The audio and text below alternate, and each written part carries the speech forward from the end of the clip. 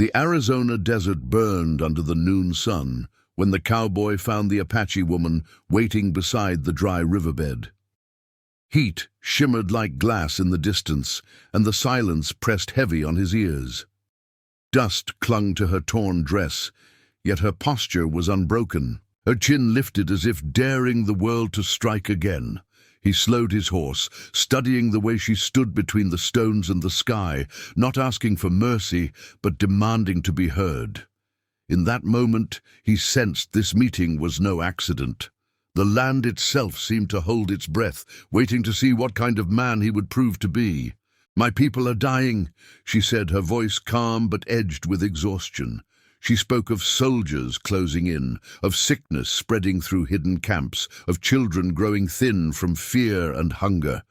The cowboy listened, fingers tightening around the reins.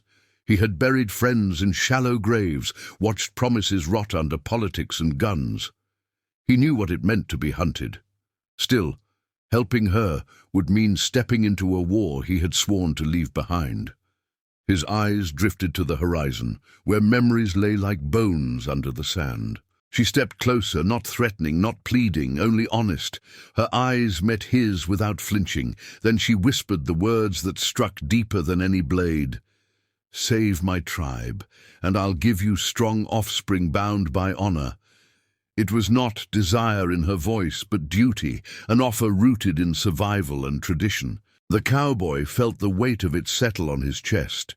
She was offering alliance, future responsibility, not payment, but a bond that could not be broken without shame.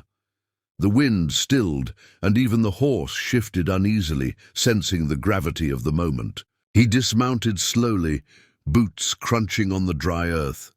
He thought of the life he had built alone. Quiet nights, no one depending on him. One left to disappoint, but he also thought of the cost of turning away. He had seen what happened to those who refused to choose when choice was demanded.